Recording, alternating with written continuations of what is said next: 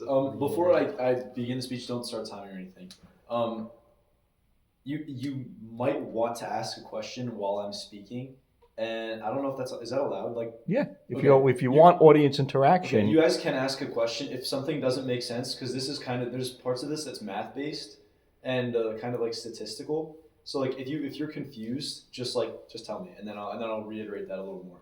Also, there's no like political bias in what I'm saying. It's just like facts, and it's not like bad or anything. So don't worry. Okay, ready? Winston Churchill once said, "Democracy is the worst form of government, except for all the other ones." Now, what is democracy? So, a democracy is a government that is made by the people, for the people, and it is a form of government where the people have the power. There are currently, as defined by the United Nations and associated organizations, 63 nations and countries that follow a democracy, and 92 some odd that follow an autocracy. Surprisingly, the United States is not a democracy as classified by these organizations, but that's beside the point. When you think of a democracy, what is the first thing you think of? What is the first component of democracy that you think of? elections. Elections. Exactly. And the way that America does their votes is a first past the post. Once a candidate gets beyond that 51 percentile or that 50th percent, they effectively won the popular election. I'm not going to talk about the electoral college or anything, but just the first past the post popular vote, they won based on the popular vote. Now, why is this ineffective? Why does this not show us why a democracy will put the first person past the post? It just doesn't represent the people's best interest. And there's a good reason for that. It's because of Duverger's law. And I want you to think about 2000. So for us, we don't really know about what happened in 2000. But in Florida, in the year 2000, the election was between Democratic candidate Al Gore and Republican candidate George Bush. And there was a third party candidate. His name was Ralph Nader for the Green Party. Now, in Florida, George Bush did not have enough votes to win over the state in the popular vote. However, once Ralph Nader gained popularity throughout the election cycle, effectively voting for Ralph Nader would give votes to George Bush because you're splitting the vote against Al Gore. So the people that supported Al Gore most likely would also support Ralph Nader because their views were very similar, and in a way, he was the ideological centrist in that party, in that direction. So people would vote for both of them, but the vote for Ralph Nader would vote for George Bush because you're taking those votes away from Al Gore, the main competitor of George Bush. In the end, George Bush won the state of Florida because of this exact factor. Now, what does this go to show? This goes to show you that even though most of the people do not agree with George Bush, he still ended up being the top candidate in Florida. And that just gives you an idea of why the first past the post, say that happened in all 50 states, the winner of the popular election would not be the person with the best interests of America, or at least in the minds of the people. So that creates the two-party system, because once you introduce those further smaller parties, you create a split the vote, and people will diverge to those larger parties to a point where it becomes only two parties, where the people can associate with one side or another. Well, we do have the Green Party, the Independent Party, the Socialist Party, Libertarian parties, the two main system. We still call ourselves a two-party government with Democrat and Republican. Next is ranked voting. It is where the voters get to choose the order in which they approve the candidates. So, for example, if you had five candidates, people would rank them 1 through 5, and if you had 5 candidates and one had super low votes and the other were pretty even, you take away that first person with the low votes, and you take the second choice votes, and you'd start piling them on. You'd go down through the first 5 rankings, and you'd essentially find which person had the highest percentile. But this is where it gets really difficult in the mathematical front, because you get into something called the Condorcet paradox. Because I want you to take 3 friends, and one of the friends says, "Let's get some dinner. What do you guys want for dinner?"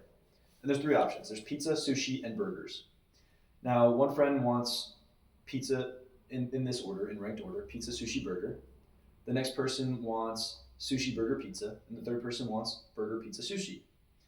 In this way, you create a scenario where there are two people who want the burger over sushi, two people that want sushi over pizza, and two people that want pizza over burger. And you effectively create a paradox where you don't have a person that's going to win. And this actually happens almost 100% of the time with a ranked election. It's a really difficult concept. I can't personally wrap my head around how it happens on a large scale. But when you have a large quantity of people, a large candidate pool, you end up with this paradox. So now what does this tell you? This tells you that our democracy, while it follows a standard democracy, it follows a constitution where the people are in charge of the voting, there are many better ways to choose the people that represent our country. And while we vote in one way, there should always be considerations for other ways to choose our represented officials. This concludes my presentation. Thank you for your time and being a wonderful audience. The colony of Roanoke was the first English colony to be settled in the Americas. It was settled in 1587. Settled in 1587, but by 1590, it was gone completely, without a trace. So what happened? Well, there's a couple different theories. One of them is that there was a big storm that came in, washed it all away. But if that were the case, there would have been broken trees, there would have been remains, there would have been damage. And the historical accounts are that there's no damage. It's just kind of like someone backspaced it, like it's just gone. Other theories were that the Spanish came, they heard, they came, they raided, but again, there's no historical proof. So that's all very unlikely. The most likely case, most likely what happened has some historical, some physical evidence, is that the people, they went and they joined this other group, the Croatoans. They joined them because they had a good relationship. It's known they had a good relationship with this Native American tribe. And they were having a difficult time farming and getting all the stuff that they needed. So what's thought to have happened is that I wrote this all like 5 minutes before I came. Keep going. We don't know what you're going to say. What's thought to have happened is that the people of Roanoke had encountered some kind of difficulty, and because they had this building good relationship with the Croatoans, they went to them for help, and then just slowly kind of took apart their settlement, because there were no buildings left, there was nothing left. It's thought that they slowly took apart their settlement and just kind of moved over to, I forget what it's called, but it's like the Haitians Islands or something, an island nearby where the Croatoans mainly lived. And there is proof of this, because there are things called, I think they're like, called hammer scales that are a byproduct of forging. So when you take a hot piece of metal and you get the hammer and you hit them together, the little bits that flake off are called hammer scales, and they were found, a lot of them were found where the Croatoans lived, which the Croatoans would have had no access to this technology. They wouldn't have known what it was or how to do it. So it's thought that the people from, I keep forgetting the name, from the colony joined them, and like they just kind of lived together. And even more proof is that there were later on natives found with gray eyes, which were a trait of Europeans and not of Native Americans. How much time do I have left? You ran through it too quickly. How much time do I have left? You still got time. I ran through all my stuff way too quickly. Well, there's been a lot of other theories about it, But we've had the evidence for a long time, so it shouldn't be such a big mystery. The only reason that it actually is thought to be a mystery is because a company wanted it to be. They wanted people to think that there was this big mystery over on the coast, over where it was, because they wanted people to come over there and like look around. When in reality, we've had the proof and we've had all this stuff to say, no, this is probably what happened for a while. So they probably just joined. That's it. It's not a mystery. Artificial intelligence. Part two. In parentheses, again. You've probably all used AI. AI is a very convenient tool. It allows you to, with minimal effort, write well articulated and complete responses that are often pretty accurate because it pulls from such a wide range of information.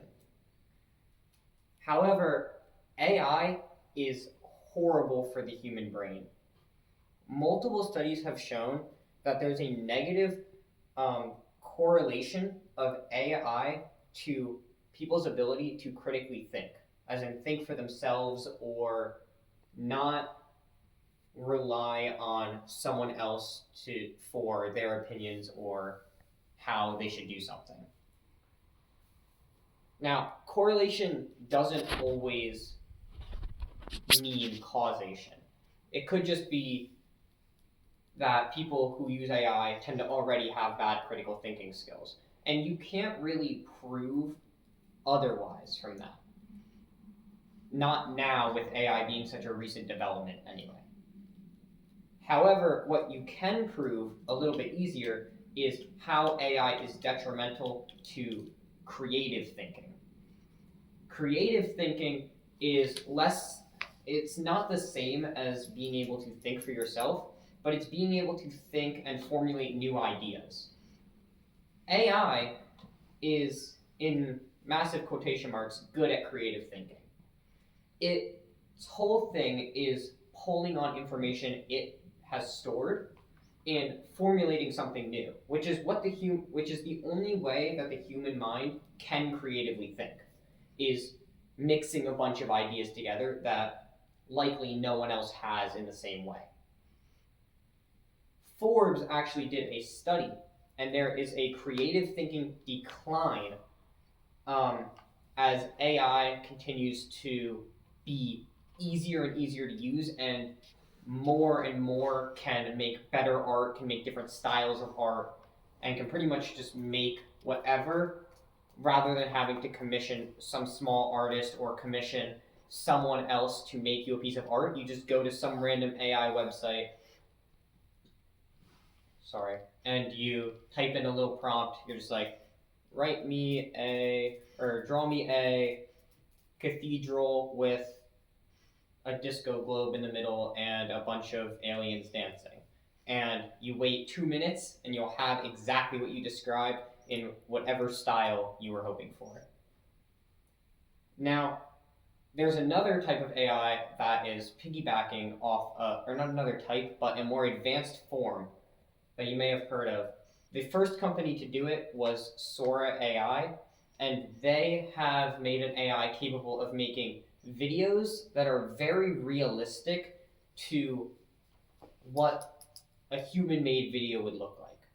Now, there are always imperfections, such as if it is supposedly through the lens of a camera, the timer is often off, or the text will move around a little bit, or not be discriminate. So there are usually some ways to tell, but as the AI develops and people start trying to spread misinformation with AI, it'll become easier and easier to do so.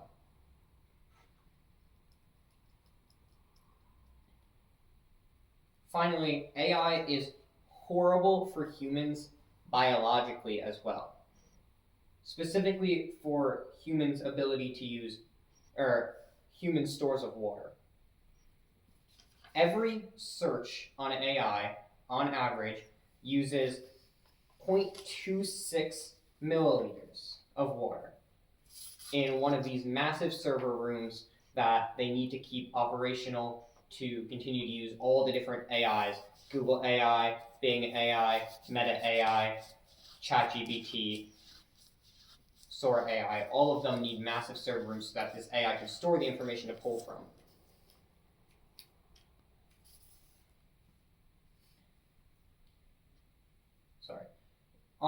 In the US, from Google alone, there are about 60 searches per second on average.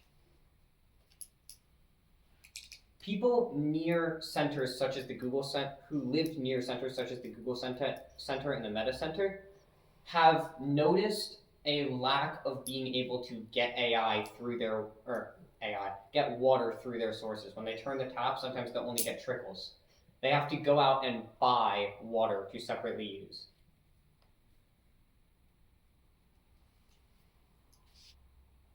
And my speech, I just want to say, don't be a third-party thinker. Thank you.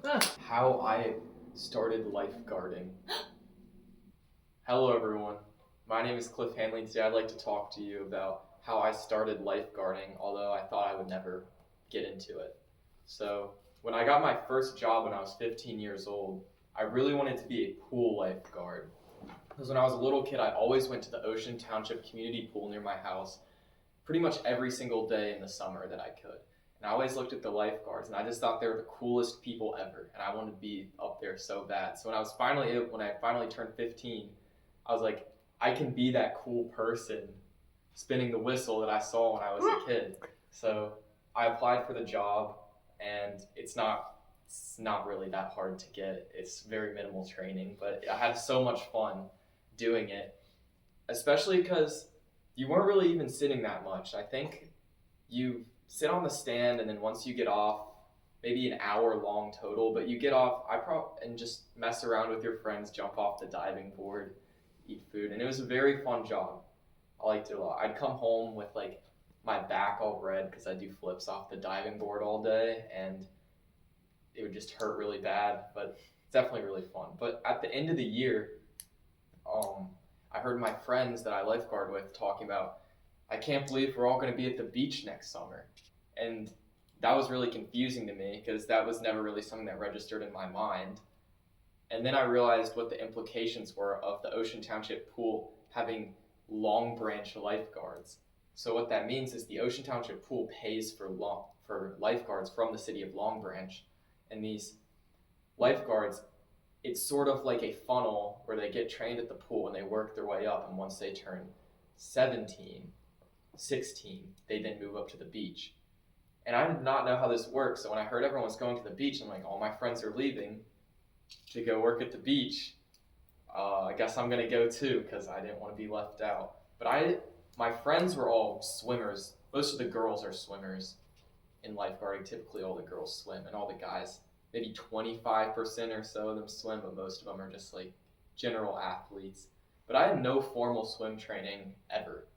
I kind of just knew how to swim, and that was it. And that's really all you need to be a pool lifeguard. So I signed up for rookie camp for the city of Long Branch, which is one of the only beaches that requires this because Long Branch has some of the most saves on the Jersey Shore. The reason it has the most saves on the Jersey Shore is because the train from Newark comes down and the first stop is Long Branch. So you get a lot of people that are maybe underserved or minority groups that come to Long Branch to swim during the summer, and they do not know how to swim.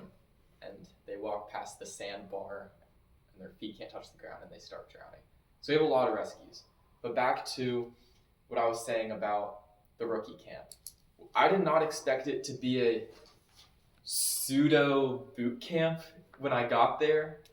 When I showed up, they immediately sent us to the beach and made me swim out around a jetty, about a half-mile parallel to shore and then back around a jetty, and then started proceeding to yell at us to do random bodyweight exercises.